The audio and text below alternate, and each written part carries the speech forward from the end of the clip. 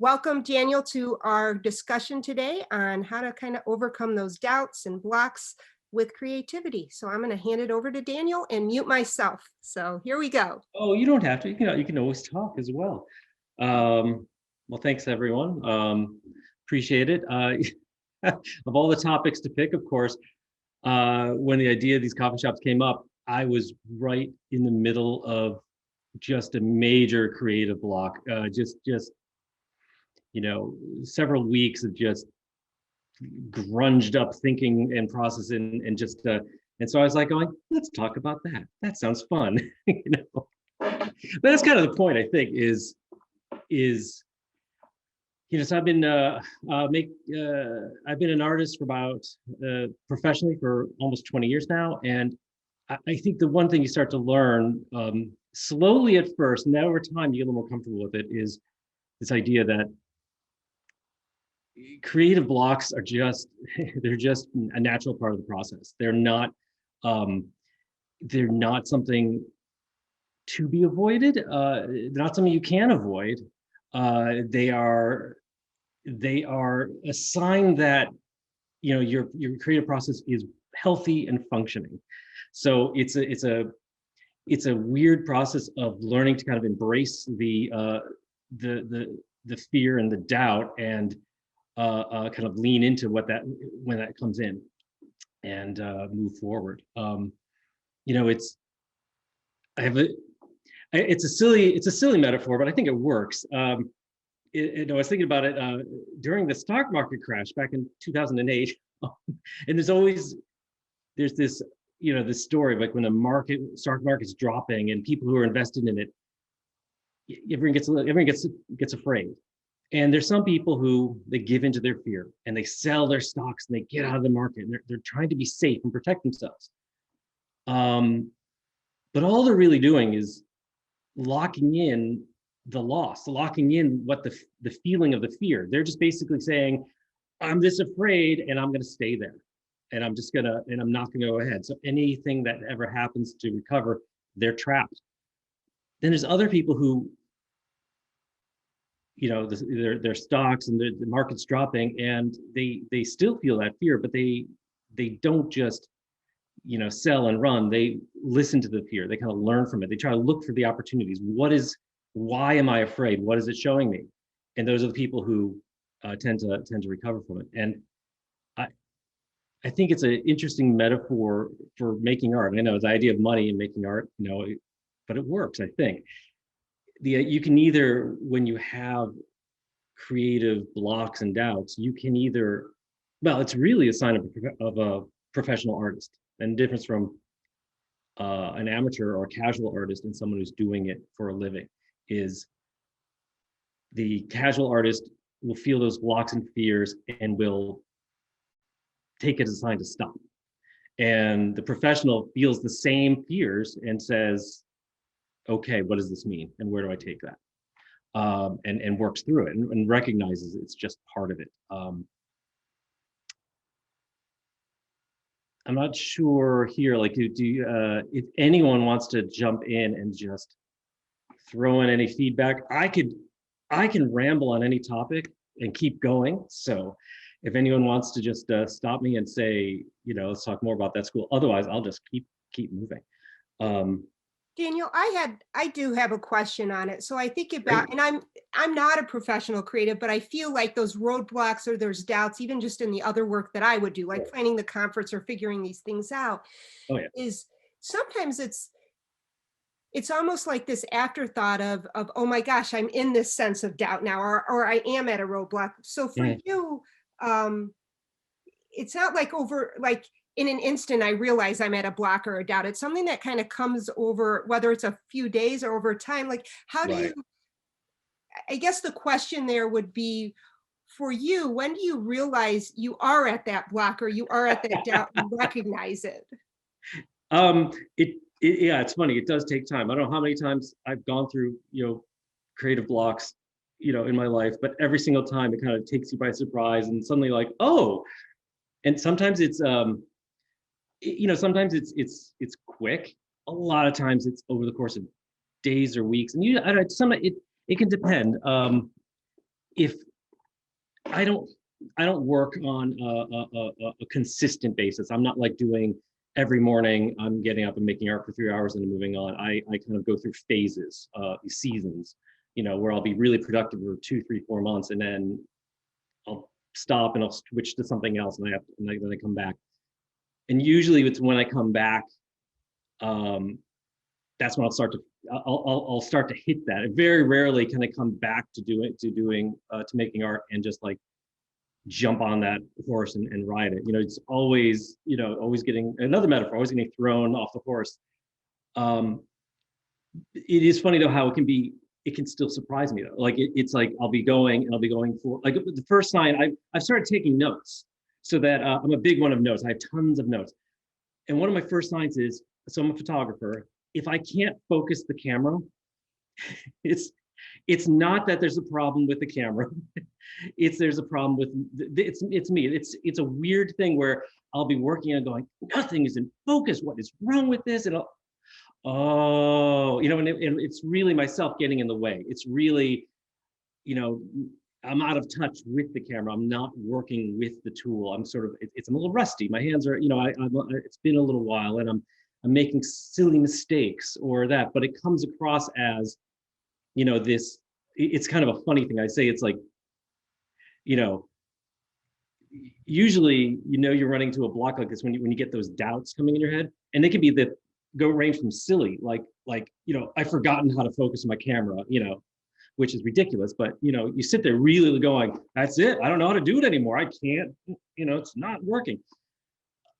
And they can range all the way to oh God, I suck. I've been faking it all my life. They're going to find out and come for me.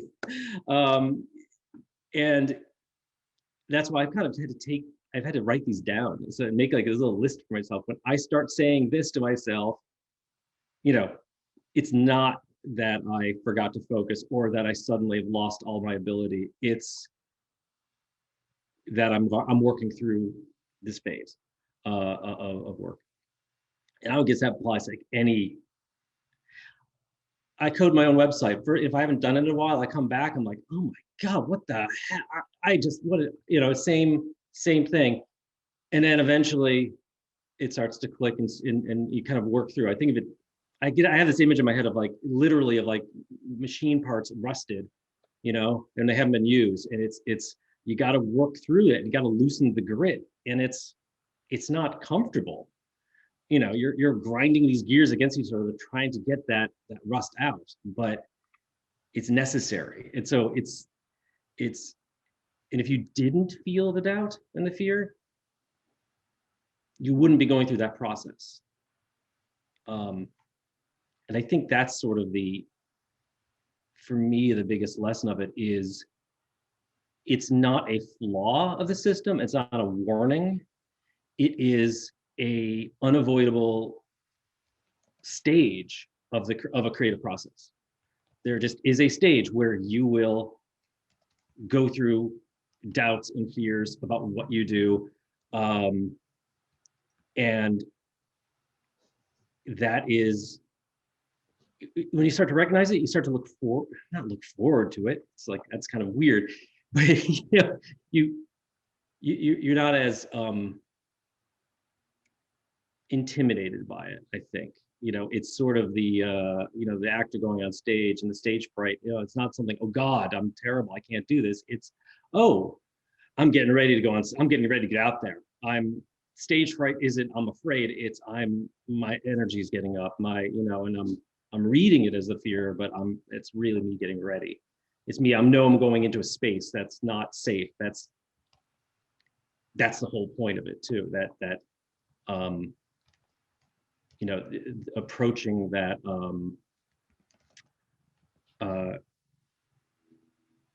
Well, if you're not feeling the doubts, it means you're not pushing yourself, really. If you're not feeling the fear or encountering the block, is probably a good sign that you're playing it safe and you're just there's a limit, because I think it's like it's almost like that fear is like, you need the space You need to take the chance. You need to push yourself to create the opportunities to really kind of succeed and do, do the good work. And then that same space is where, that's exactly where doubts and fears come from. It's like, if you're in a nice, comfortable little space, if you're in bed, not getting out in the morning, yeah, you'll be fine, but you're not going to get anything done. But once you, get up on the steps, you have a chance that you're going to trip and fall, but that also means you have a chance to go somewhere.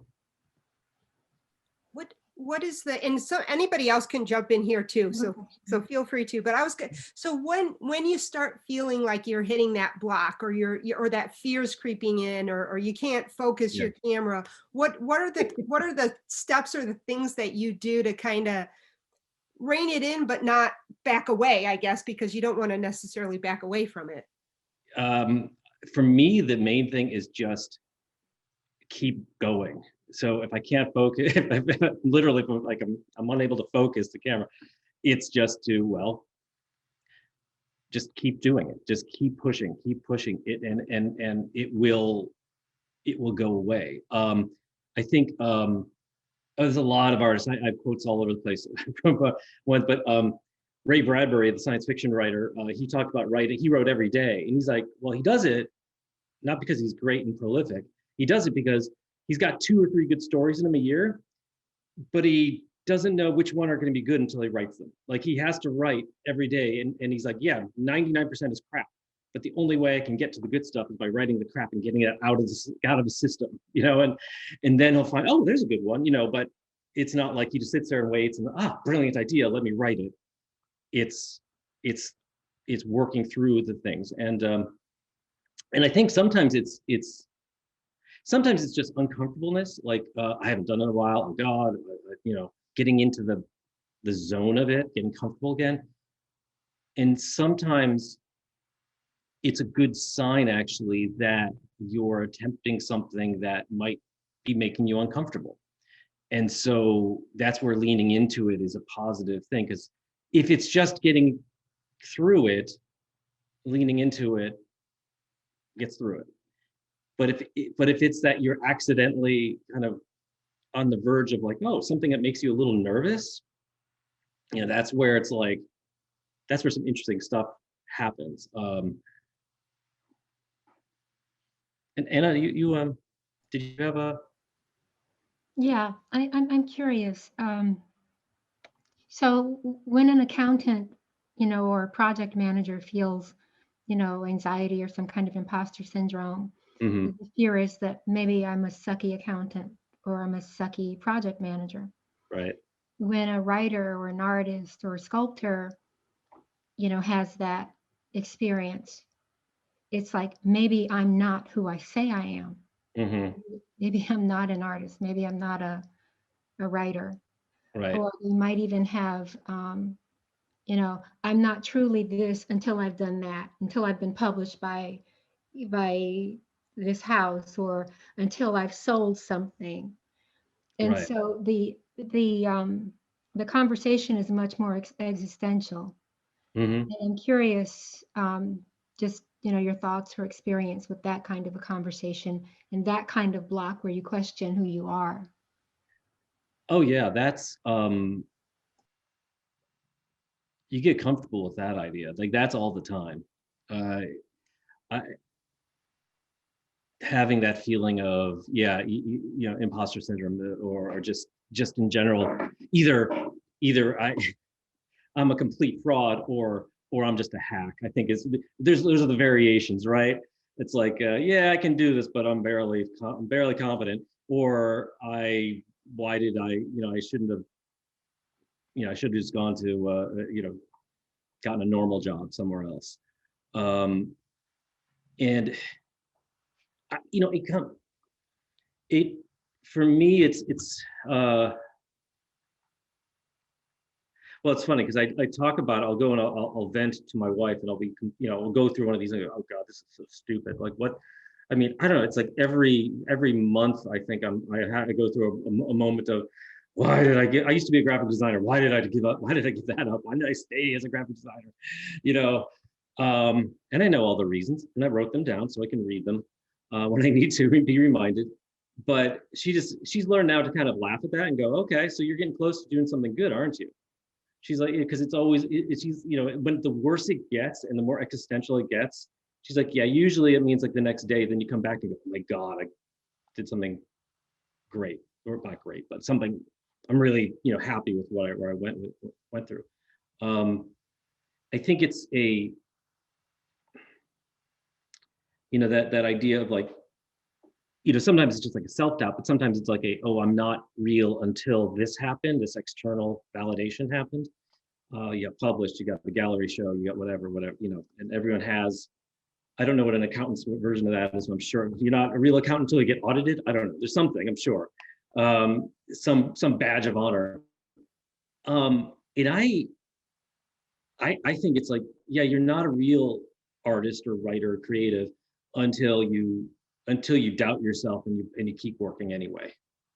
And that's sort of when you own, that's when you earn your stripes. You know, that's where it's like, you know, if it just comes easy and you just do it and it's just like, yeah, I'm painting, I'm whatever, yeah, I'm making it.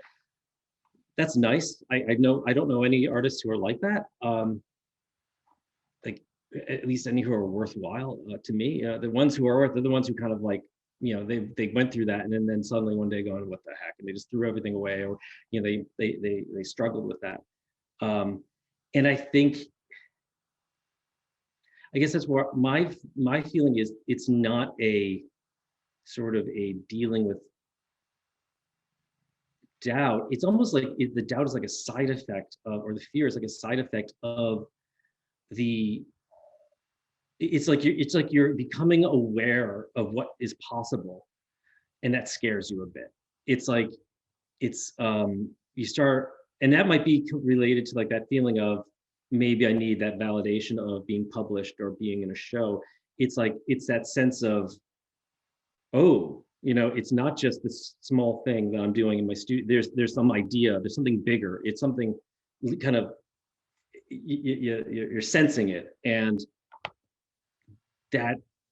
that's where that doubt thing comes from. Am I good enough? So it's almost like probably if you could translate it, it'd be like, am I good enough for this idea?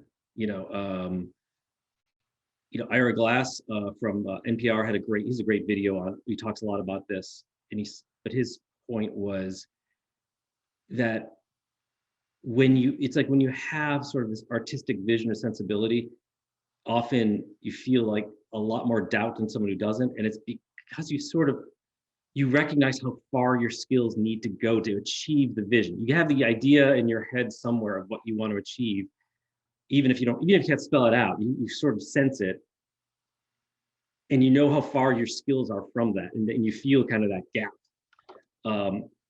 And so that's where his point is. That's a good sign. That's a sign of, that's a humble sign of, oh, I have a ways to go. Let's get to work and get there. Not because if you didn't recognize it, it would mean you wouldn't have the ability, you wouldn't have the wherewithal to accomplish that bigger vision that's in your head. Hey, it's Jeffrey over here. Hey, Anna, I logged on last. I didn't know if you mentioned what art do you do? What's your thing? I was in learning and development for 20 years, and last year I launched a coaching practice, and just organically, probably because of my circle of friends, my clients tend to be artists and entrepreneurs. Mm. And so the conversations I hear are around, where the artists are concerned, it's oftentimes around actually declaring themselves artists, or, Yeah. or declaring themselves anything. You know, I'm too much to put one label on. That side of it, you know, I am stardust and eternal fire. You know, so it's hard for them to contain themselves and label it to the extent that they can then focus, or they don't own the label because they feel like they have to meet some criteria before they can own the being of it. Right. Yeah. That's interesting. I like there's that it's interesting a balance too, right? So the common view is that idea of like, oh no, I'm not good enough. But the idea that sometimes it's like, I can't be contained. I am all this, and I see that a lot when I talk to artists and you start talking about business and business planning, and they go, art is a calling. It is a holy calling. Do not talk to me of money and it's like, okay, then you're not going to get very far. Sorry, and if that's what you want, is to have it be a calling and just experience it that way, that's good for you. That's awesome. Plenty of people are great guitarists or piano players who never perform outside their house. And if that's what you want, that's wonderful. But if you want to use that energy to try to create a career out of it, yeah, you have to start thinking about it and harnessing it, and you can't be, no artist is all this and all that and gets success from that. It's they have to have a focus to it, to put a name on it, as you said, and go from that. I don't know, Jeffrey, if you remember or were at the C conference. This was many, many, many years ago, in the life of C. And there was a speaker that was taking questions from the audience. And one of the students got up and he's like, I want to do this, this, this, this, and this. It was like all these different types of art, everything from even having, I think, a van where he went around with his art. I mean, he just a very extremely talented artist. He was still is an extremely talented artist with it. And and it was interesting because he brought him up to stage and they kind of did this interaction together. And he basically had him kind of talk about all the things. And then he just kind of started random firing questions at him about it to help him, what is it like, what is it you love to do most? What is it this? What is it this? So that kind of helped steer him to one of those directions and one of those paths to go, just because he was so all over the board with his passions, what he loved to do. And it was really interesting. I've always remembered that moment. I think that's one of the things that at least I've found working with lots of artists, especially kind of at that emerging stage, because they have some multiple skill sets or interests, and where are they going to go? What direction are they taking for career? Yeah, they might have multiple interests, but they might not be as good at all of them as they think they are. And that's why it's so important to have a mentor or a guide or somebody to give you honest feedback, not your mom, or your best friend. That's, oh, honey, everything. Let me put that on the fridge. Right. I did a portfolio review not long ago for a student. She told me she wanted to do something and get into writing. And, she likes writing, but I mean, writing, she was not at that point where I'm like, to go down that path, you need to have already done 12 things that you haven't done, and I know how difficult it is doing commercial writing because we bring writers in and I see what they do. And it's such a finely tuned niche of a thing that you have to know how to do it. So, and again, just hearing things like that and getting some advice and real world guidance. And yeah, I've had students tell me too, just like they were saying to Dan, it's like, oh, I can't sell my art. That's my passion, man. That's selling out. And I'm like, look, man, you can make money working at Starbucks, or somebody can pay you for what you love to do. Why wouldn't you do that? That blows my mind that people don't go down that path. But oh, sorry, go ahead. Sorry. No, that was it. It's just and hearing what Anna had to say too, just hearing from people that they are interested in so many things. What do I do? And that imposter syndrome thing is kind of nuts. Where I encourage people to do the exact opposite. Everybody's an artist. Let's just get that out of the way. You're an artist. Let's figure out what you want to do and how to do it and how to succeed at it. Right. It's funny. I wonder with people who are like, because there are some people just have, oh, I want to do everything. And is that maybe just not another form of fear? That they fear if they focus, they will lose that.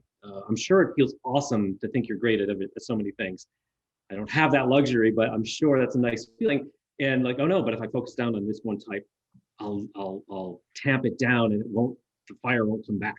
What I've discovered is it's great to have a diverse skill set. Some of the most successful people I know are good at a number of things. They have a direct career path. The couple I'm thinking of in Chicago, Amy, you met them, the Barkers, you know, Chris and Kristen Barker. They run a great kind of video and photo and marketing team. He has a background in music, and she's got a background in photography, and they have this great diverse skill set that they can bring to a project. They can see many facets of the big picture that other people can't see, you know. Right. And I think it's a great thing to have. I love hearing from people with different ways of looking at a project. They just help me see the big picture better if I don't see it. So I think it's good to have all those weapons in your arsenal when you're bringing something to a project you're working on. But yeah, it's good to focus your energy towards something. Yeah. And sometimes it might be that it's just finding the right fit for a weird set of for a diverse arsenal of ideas. You know, I knew I wanted to do art for a long time, but I wasn't that good at illustration and painting, not really. And even photography, it wasn't until really I started working with computers and doing digital graphics and printing, and kind of the whole combination came together as you know, if I have this whole set, suddenly that was where the skill set came in. So the years that I spent in graphic design, well, all that makes sense and adds to what I create. So it's an interesting path that way. Like maybe it's again that feeling of there's so many things, and yeah, well maybe someday they will all merge. There'll be some new medium, and you will be at the forefront of it. Maybe not. Who knows? Or even with art, I mean, one of the biggest skills an artist can have is you're talking about writing, is just the ability to talk and communicate, and not sound like a art school educated, you know, person, but to sound like a human interacting with art, you know. And that's such a hard thing to do, but it's a great skill to build. Hey, Anna, I was just thinking what might be interesting is if you had if you're working with a diverse group of people with different skills and stuff, maybe have them work together, network or something like that. That might be interesting. I love working with different creatives, you know, and hair and makeup people, set designers, you know, graphic designers. They all have different ideas, and sometimes they inspire me and get me out of a funk, or say, hey, I've been thinking about this crazy project, and I'm like, oh wow, I would have never thought of that. That sounds really interesting. Mm-hmm. I like that. I also appreciate the fact that, you know, those conversations around mindset, like I think we touched on the whole money thing, not wanting to quote sell out, to be able to hear from other people who've gotten past that. I think there's a lot of value in talking to other people on a similar path. So I like that. Thank you. Yeah, a lot of that is the idea of selling out. The funny thing about it is, you know, I did a lot of brand marketing in my time, and it is based on brand marketing. It is artists in the past who have cultivated a brand image of the starving artist and who didn't sell out, who was pure, but that was all marketing. They were, well, a lot of them were selling like hotcakes and were doing whatever, had a whole career, but they cultivated this persona. They wanted, it's like, you know, when you find like a punk band and you think they're all radical and crazy, then you learn, no, they actually have a costume designer work with them. You know, it's like the Ramones. I mean, I love, you know, listening to the Ramones, and they created an identity, a brand. You know, they're not just some punks on the street playing music in their jeans, and, you know, they created that image intentionally. So it's almost like a musician going, well, I can't be a musician, I can't be like them unless I also am that kind of gritty kid who lived on the streets and whatever. And they're buying into the image, and they're not understanding that was created to you know, sell music because they wanted to make a living from their music. I always find it very fascinating, musicians. like the craziest, you know, band, and some of the smartest business people. You know, some of them got screwed over and fooled and all that, but a lot of them just have this savvy about it, you know, because they want to own what they do and that ability to do it. I don't know. It's a funny thing. It's sort of like you can imagine any other skill you have. Like again, going back being an accountant, I'm really good with math, but I don't want to sell out and actually get a job from doing it. It's like, what kind of, who would say that? You know, it's like, why is art something holier than that? According to my accountant, he's the artist. I mean, he is a wizard at that stuff, and just, he knows it. And he's just, tax season comes up and he's like, you know, it's you know, who am I to say that, you know, I have some higher calling than him? I mean, he's probably more good to the universe than I do, you know. But it just comes down to, what do you want to do with your life? And if you want to try to make a career from what you do, that means you have to form a career, and you have to have a business, and you have to market, and you have to have products that you're selling, and you have to, you know, do all that stuff. And if you don't, you're being naive, and you're just not, you know, you're not going to get anywhere with it. So Yeah, Anna, I've met, as I've said many times at different C conferences and things. I mean, I've met some really talented people, super gifted, who, you know, are working at the mall because they don't know how to make money, or they don't know how to have a career doing what they love doing, you know. And if you were to ask them what they love to do, it'd be, oh, my artwork. Well, what, you know, why can't you jump into that? And it is just changing your mindset of, oh, no, I could never, oh, this is so personal.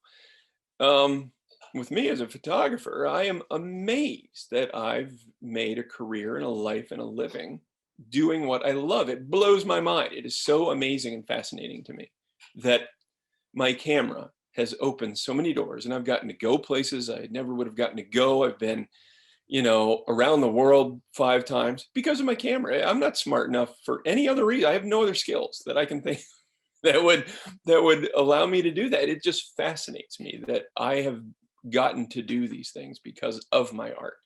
And, you know, I've done some really dumb jobs, but you know what? They paid the bills, and they afforded me, you know, to go do some other fun stuff that I wanted to do. So yeah, if you can help people get past that, yeah, that mindset, it just helps you be a better artist and person. yeah, I think it's all, and maybe it all comes again back to the theme today of doubt. You know, is this talent I feel I have fragile? And if I abuse it, if I misuse it, will it go away? Is it? And I think you know, it's almost like, you know, it's like talent is a curse in a way. It is a shortcut, but it is not a requirement. You don't have to have any talent to be an artist or be creative. In fact, talent will probably get in your way, because the talent means you have jumped over some work that another person had to do, and you didn't experience the work, and you didn't experience that cycle of excitement, doubt, fear, overcoming it, and excitement again. You just kind of, oh, I'm ahead in the race. How did I get here? I just got here. So I find that as a graphic designer, like when I got to hire people, I usually try to avoid the people who are like big on talent, who are like the gee whiz portfolios, the amazing kind of like the shine. And I'd rather hire the person who kind of worked their way up and worked at the newspaper, or, you know, or worked at, you know, when there were newspapers, because I know they've put in the work to get where they are, and they're going to continue. They're not going to be afraid of that work, and they're not going to be afraid of that. It's interesting you say that, because you know, people who have to experience the learning curve, or who fall and have to get back up, confidence building happens every time you get up. You know, if you're just great, you know, I was just born like this, I just wake up like this every day, there's really no opportunity to exercise the muscle. Right. So, I mean, I know a lot of incredibly gifted people who are, they lack confidence, and they are very insecure. Mhm. And I'd never thought of it as, well, maybe their road's been too easy. Hmm. It's there's a great a song by the musician Laurie Anderson. Well, the artist, she does many things. It's called "Walking and Falling," and I can't quote it directly, but the whole idea is that when you walk, you're constantly falling and then stopping yourself from falling, and that's what walking is. And you learn sort of to put yourself out there into space, drop, and then stop yourself, and then repeating it over and over, and that's how you get somewhere. And if you can imagine, if somebody like was born running and then they had to slow down, would they know how to get back to running again? It's like, but the person who, you know, had to learn to walk before they ran. Oh, I'm here again. No problem. I do that. I know how to do this. You know. Yeah, a little failure is good for the soul. A lot of failure, not so much. No, can be too much of a good thing. I'd like to know, just kind of question out there to everyone here as we talk about kind of that block or the doubt, the fear, or for me, my walks, like when I take a walk, is like where I can clear my head. I feel like I have some of the greatest ideas. They might be really like not going to happen ideas, but just some really good ideas, or it's my ability to work through some of those doubts, just, you know, to get out, get into the sunlight, get into the or clouds or whatever it might be, but just to get out. And I'm always amazed, and it's not every time I go for a walk, but I try to get out every day, but I'd say at least once a week, I have what I call my aha moments of new ideas or things like that to go out. And I just wonder what other people do or use or in their daily lives or routines or work routines, what, you know, do they build something like that in, and do they have an activity or something they do that kind of is mind clearing to get those creative ideas, whether it's overcoming a block or just a new idea, or dealing with the fear of something coming up. I run a default program of gratitude. So no matter what happens, I say thank you. Before I even start to process it, I say thank you. You know, my condo in Chicago went through a deconversion process where some folks came in, they wanted to buy the building, 75% of the owners said yes. And even though I said no, I lost, right? My first thought was, okay, thank you. And I find that once you say thank you, your brain will figure out what you're thankful for. I also, I have a small trampoline over there. Sometimes I'll just jump on the trampoline if I need to just shake it up. You know, I have my playlist of happy music. I have a pink teddy bear that looks really crazy that I smile when I look at it. Like, I have a happy list. So I think of it as like, okay, so I'm in this space that feels like a rut, and so I go to the happy list. So it might be the trampoline, it might be music, it might be just things I know give me joy, or certain smells. Certain smells are triggers for me.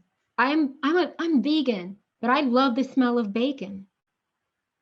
So the smell of bacon makes me happy. Don't drink coffee, never did, but the smell of coffee makes me happy. There's a nostalgia associated with it. So those are the two things. One is the gratitude default program, thank you, and my happy list. That's great. Thank you. Yeah, I would start with thank you too. Thank you. Boy, that's wonderful. It's hard to follow that. Again, it's similar for me, just finding the things that make you happy. And since our topic today was writer's block or just creative blocks, um, I've I'm lucky that I do have some creative people in my life that they get me going again. If I've got a period where just things aren't clicking or whatever, they'll have a great idea and I'll be like, okay, let's do it. Let's figure it out. And sometimes it's something I haven't done before, and that gets the juices going. That gets the brain working. Like, how are we going to do this? I don't know. I love when it's something I haven't done before and we have to figure it out. We got the preliminary steps of a project that's easily going to take a year to put together, I would think. First of all, we need an empty house that we can kind of tear apart. So I'm trying to find somebody with a tear down house in the area that we can do this thing that we're going to do. But even knowing that that's a little nugget in the back of my head, it kind of gets me excited. They're like, oh, that's coming. We're going to do that. And it's going to take weeks to put that together. And, when it finally starts happening. And I love stuff like that. It gets you excited. Again, a lot of the dumb little jobs that I do, they don't excite me, but I do them, and I do them to the best of my creative ability. But they afford me the time and the money and the creative energy to do the things that really excite me, and I like that. It's good stuff. I think a lot of it, I think, is, again, I take notes, and it's write down what are the warning signs when you hear yourself saying this, and also what do you do and what worked. And it's like it's a skill that you build up, and I think that's like a big lesson of it doesn't go away. It's something you learn to work with, not through, even work with. It's funny because I have found for myself, I can't necessarily like go for the walk or do something different. That doesn't always work for me. Like I have found, like sometimes what I would do is like, actually, I code my website, and I really get into it, and I'll like having trouble making art. I'll actually go and start working on my website and start coding it and getting into some really gnarly, weird problem. The challenge is then my brain switches over, and now I'm in coding mode, and I'm feeling creative, but it's the wrong problem. I've just kind of avoided this, and I've switched over to a new task. So I think for myself, it's like, if I'm trying to ride that bike and I'm falling off, the only way I'm going to ride the bike is by trying to ride the bike. And it's frustrating and painful, but if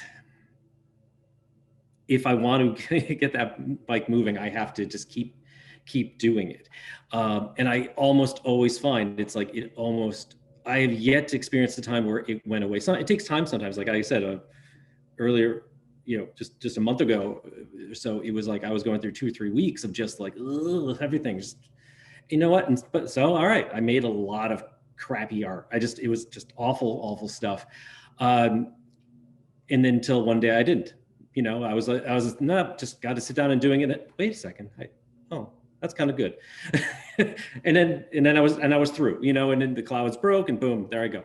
But if I had done something different, I might have, again, I think that all that bad art, it was waiting for me, and I had to get through it somehow.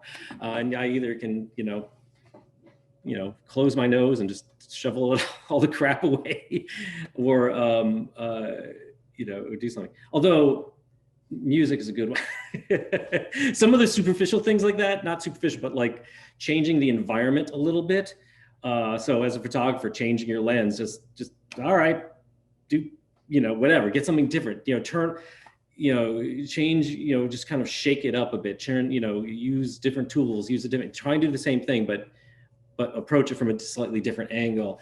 Or it could just be the environment, like put some loud music on, and find, and get that right energy level that resonates with where your brain is at, and sometimes it's quiet, classical, and sometimes it's loud punk and whatever it is. And Luckily, my wife and kids' rooms are on the other side of the house. You know, they're over there. I have a little bit of space, so I can make noise. But it's still trying to do the work, but trying to kind of just not get hung up on the fact that I'm making garbage for a while. It's like, well, of course I am. That's what happens. That's what I do. Right now, I'm a garbage artist. That's fine. That's part of the process, you know, and I'll get through it. I love. Oh, I'm sorry. I was going to say, following up on that, I said, I've told students before, if anybody's like, oh, your photography is so amazing. I'm like, I have taken more bad photos in my life than you probably ever will. You know, for every great picture you see, I have taken thousands of horrible things to get to that point, you know, either purposefully or just stumbling along, trying to figure out, you know, what I'm doing. But you get to a point where your success rate's better, and you know you're hitting those things that you need to. It's doing the bad stuff to get to the point where you don't even think about it. When you get put in a weird situation, you're like, okay, I've been here before. If we're talking about you know, creative blocks, yeah, same thing as what Dan's saying. I don't worry about them anymore. I'm like, I've been, you know, whatever. Inspiration's around the corner. I'll either create it or it will find me. And looking at the shutdown, the pandemic, I mean, I've talked to you before about this, Amy. You know, all of a sudden, as a commercial photographer, my jobs stopped cold. Everything stopped. Work disappeared. Projects I was working on at the time stopped. And I'm like, okay, you know, and I couldn't even go shoot anywhere. I couldn't even rent a studio or be anywhere. You weren't supposed to be outside. So after a while, you know, I'm like, okay, I've been in weird, uncomfortable positions before. And I purposefully said, what can I do with my skills right now to capture this moment, you know, to document what's going on? And I created a project documenting empty spaces and the people that were in charge of those empty spaces. I created a project that I never would have thought to do before otherwise, except I was thrown into this weird situation, didn't let it overwhelm me, and stopped and purposefully looked at the situation and the circumstances and what I can do. And I created a project that I never would have done otherwise. And it was very interesting for me. It was very interesting for the people involved. And professionally, it got a lot of buzz. It got a lot of social media exposure for me during a time when I wouldn't have had that otherwise. So, you know, jumping headlong into those weird spaces sometimes is great. Yeah, that's actually a different kind of fear, in fact, than the ones we've been talking about. That's like, not am I you know, am I an imposter? All that. It's, does the world need what I do? You know, so like when you know, pandemic hits and you're like, no work. It's not that you're doubting yourself, like your ability. It's like, oh, I'm not able to, you know, the wedding photographer who suddenly all the weddings have been postponed. What do they do? And it's, but again, it's the same thing, leaning into it and going, do you go, well, I better quit and go become that, you know, the accountant my mom wanted me to be, or do I, you know, lean into it and see where, you know, what's possible from it. I think it's interesting because everybody I've talked to, we did the series over the summer with artists, you know, who were dealing with the COVID, and just now even it hasn't gone away. So we keep those conversations going. And I think it's interesting because there hasn't been a single person that has said, you know, I stopped and I quit doing my art. Everybody talks about the opportunity, how it helped me grow, how I did this new project I wouldn't have done, you know, like Jeffrey shared, or others that just, they felt like some of the best creative work came out of it. There was that block, there was that first fear, where's this happening? Am I going to be okay? But it's just been interesting. We're not, I mean, obviously we're still in the midst of it, but it's been interesting to just see how that, looking at it as that opportunity. I wanted to also kind of touch on one other thing here, is just, I really appreciated the comments about bad work and being okay, because I think that's when you're in that roadblock and when you're stuck, and you may be producing work that isn't up to your standards, let alone the standards you're trying to get to, you know, as you grow your career. But knowing that that's okay, knowing that's to be expected, knowing that's part of the cycle, part of the creative process. And if that lasts for weeks on end, that's okay, I think, is really important. So thank you for that. Both, I think you both shared that. So thank you. I collect quotes on that. I just love that, because again, any artist you respect, any musician, any author, they're going to say the same thing, and they're you know, none of them is going to say, oh no, I sat down and the novel flowed out of me. What, you know, that's religious inspiration, different world. You know, so musician Leonard Cohen talks about that, and the line is, it's just as hard to write a bad verse as it is to write a good one, and you don't know if it's good or bad until you write it. You know, you have to see it, and then you can evaluate it. So it's just, you don't know ahead of time, oh, this is gonna be bad, don't go there, you know, gotta make it. Well, and I know some too this summer. My youngest son is into photography and all of that, and we were he took some, you know, shots. I think we were out at Yellowstone for this one, and it wasn't until he got back home and he's looking at them, and one of them that he dismissed, one of them he didn't care for, and he's back home now, and it's one of his favorite ones. And I think so, even some of that in the moment, this piece of work in the moment that you felt was not good, maybe weeks from now, you're going to look back and see something else in it too. So it could be just even how you view it at the moment too. So we have just a little bit of time left. So I want to, if anybody has any more questions, comments, thoughts, feel free to jump in. There were just a couple of thoughts I wanted to add to, you know, to the list we were making of things to do when you feel stuck. The idea that it's better to have a compass than a map occurs to me. And so how that translates in this context is the idea of future self, having a real clear picture of who you aspire to be, so that like thinking of the metaphor of a cloudy night, even when the clouds are there, you know the moon is still on the other side. So that was the first thought, just that shift in mindset in compass versus map thinking, you know, getting stuck somewhere in the terrain, and, you know, but still knowing that I'm going in the right direction. And the other one is just kind of an abstract thing that I kind of forget about because I do it automatically, is, and this is not just with respect to the creative process, it's with respect to being human. I will engage in conversation. So when it is creating something, because my profession is not an artist, but I do paint and write. I do things to express myself. And when there are times when there's something that I want to express but don't have the words for, I will engage with my muse. You know, I'll have a conversation with her, say, what's up? What you doing? What's going on? And it's really just to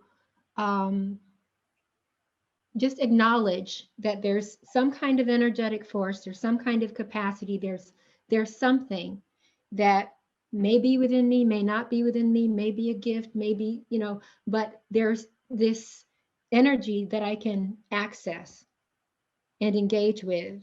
And even if it's not to produce something in that moment, I can just engage with it.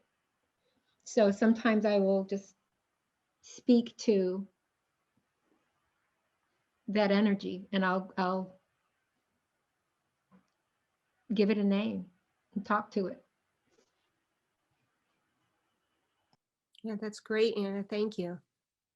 Any other comments? Otherwise, I think everybody can kind of go check the polls and move on to whatever else is going on in life, or forget and just. I think, I mean, to sum up, I think we figured out, if you ever have a doubt about your creative ability, that you just really should give up right then and do something else, because none of us have those. That's the no, sorry. Sarcasm is good. It's like, sorry, it's yeah, bad. thought I'd try it. No, I think, yeah, I think it's, it is. It's something we all have. We're all going to experience. It's something that's part of it. And it's just the kind of when you're in that moment, knowing that while you may feel even alone in that moment, like it's just you and your career and yourself and your all of that, that it's you're not actually alone, that it's part of the normal process of being a creative, and everyone goes through it. I don't think I've ever come across a creative whose every single piece has been magnificent that they've ever created. I mean, that just, never had any problems. Every book they ever wrote, whatever it might be. So with that. So yeah, so thank you. Thank you, Daniel, Jeffrey, Anna, all for being here, especially Daniel for kind of sharing just your experience with all of that, and wisdom and expertise with it. So thank you. Yeah. Thanks for having me, and thanks Anna, thanks Jeffrey for being in this, and that was a good conversation, really fun. Yeah, exactly. I hope everybody has a good rest of their day, week, and most importantly, stay healthy.